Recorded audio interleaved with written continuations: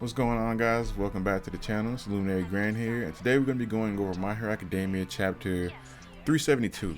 So in the previous couple of chapters, we've been basically seeing how the Paranormal Liberation Army is making their way towards the hospital to free Kurogiri, but at the same time, they're using this as an opportunity to end the oppression and the segregation of heteromorphs and society. But the heroes, specifically the two heteromorphic heroes, Shoji and Kota, have decided to step up and defend the hospital while at the same time trying to show the Liberation Front and the heteromorphs that there's a better way. You don't have to use hatred and violence to make a change. You can make a change through your actions by standing firm in your beliefs and trying to show society that there's a better way. In the last chapter, we left off with Kota and Shoji unveiling new attacks, and we're gonna see the results of that in this chapter. So let's jump right into it.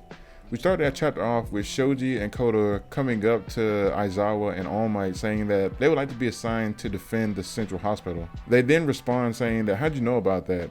They said that the giant woman from the Dark Deku arc told them, and Shoji said he followed up with her to get more information. He said she told him some troubling things. He also said that some of the refugees mentioned something about a call to action, and that's how they learned that there was a heteromorphic army headed towards the hospital.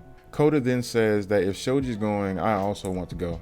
Shoji then stands up and says sitting back and playing this off would mean that he could never call himself a hero. Aizawa then walks away with President Mike saying, we spread false rumors about where he was transferred, but it seems they didn't take the bait. I hate to ask you this, President Mike, but can you go support those boys for me? And then we flash forward to President Mike on the battlefield saying that Aizawa, they say quirks get stronger through generation, but these kids, no.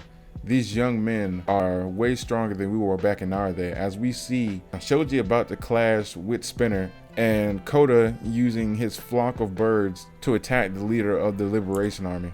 We then flash to Kota's past, him talking to his mom and her saying that one day, Koji, your horns are gonna grow, and then when your horns grow in, it'll allow you to beam your thoughts and feelings to animals that are further away. She says, back in the day, your mom experienced a lot of cruelty because of the way that she looked. But your dad got so riled up on my behalf that he told those awful people to stop mocking me and that my horns were amazing. Koji, it's okay to be mad. Grow up and become a man who can get mad when people mock something or someone that he holds dear. And then we see the names of their new attacks. Shoji's new attack is called Octo Expansion, and Kota's new attack is called Hitchcock Birds. So Shoji's move is basically a mega punch where he backs the power of his punch with his own amalgam of flesh within his arm. And Kota has basically gotten the awakening of his horns the way his mom spoke to him about. So his feelings and his thoughts have reached more animals in a further distance, which is why there are so many birds attacking the leader of the Liberation Front. As Shoji attacks Spinner, he then yells out saying, what will you choose to protect with those scales in that giant body? Tell me, Spinner. He also yells out to the Liberation Army, the rest of you too, what are you hoping to protect with those gifts and those powers? Don't let them exploit your wounds. It says your children might be their next targets. Be better than mere avengers. And then Spinner speaks out saying that the grudge never fades. If the heroes win the day, nothing will change. For the crime of walking in public, they sprayed me with pesticides. When they hit us, we hit them back.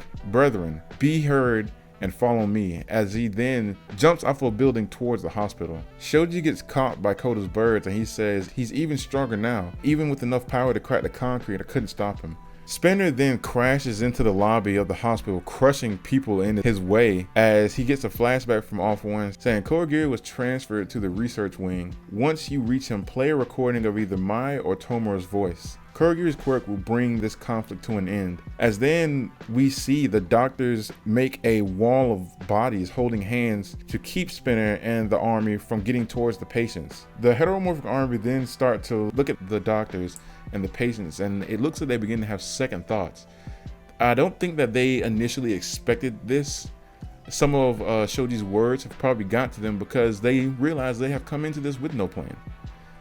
Spinner continues to move forward saying, I thought I would never get to be anyone, but by following you, maybe I can really be someone. Shigaraki, just look at me. I have my allies behind me.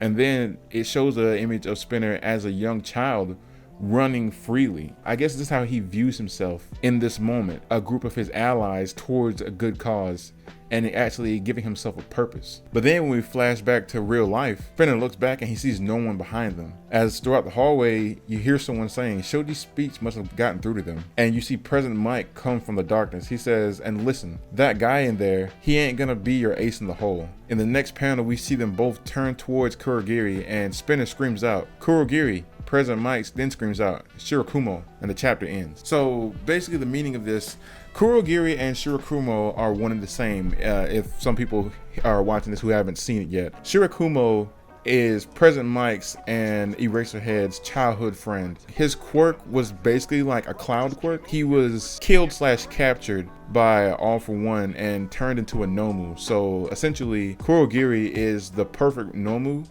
but also at the same time he is Shirakumo, Aizawa, and President Mike's best friend from when they were younger. I think this is very interesting because I don't know exactly who's going to come out of this.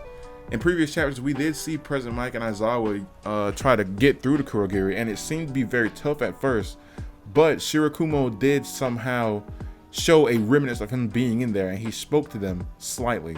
So I don't know if that's going to be enough for Shirakumo to take control, because as Kurogiri, he did seem very resistant. I do think it's probably, to me, it would be like a 80-20 split. 80% of him is Kurogiri, 20% of him is Shirakumo. But I don't know if that's gonna flip or not. It depends on what this recording is that Spinner has to play. Me personally, I don't even think the guy would still have the recording on him. He's been getting knocked around and jumping everywhere. I don't know where he would have put it. But this is very interesting. It's showing that in a way it's very sad, because in Spinner's mind, he's doing the right thing. He really is.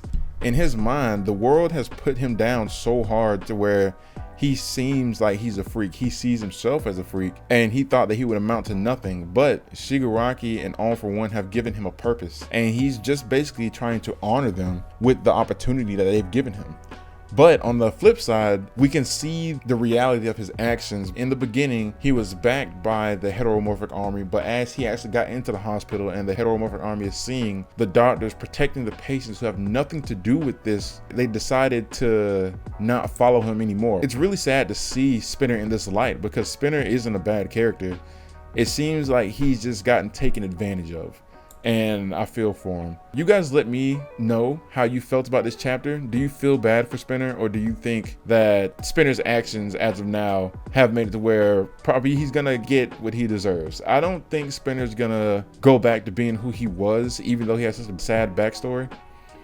But I also wish that Spinner got better treatment and could have had a better life. This is a very powerful chapters. These past 2 chapters, they're very informative about the different aspects of the world of My Hero Academia. The way Spinner looks when he crashes into the building is amazing, because he looks like a wild beast. He looks like he's given himself over to this power and he can't comprehend anything, as he couldn't before. But the fact that he's thought out this process of, I thought I'd never be anyone, but by following maybe I can be someone, so watch me, Shigaraki. The fact that he thought that far shows me that maybe he's still in there, but I'm not 100% sure. But that'll be in this chapter. You guys let me know, do you think Shirakumo's gonna come out, or do you think Kurogiri is gonna come out? And tell me down in the comments. This is gonna be Luminary Grand signing out, and I'll catch you guys later. Peace.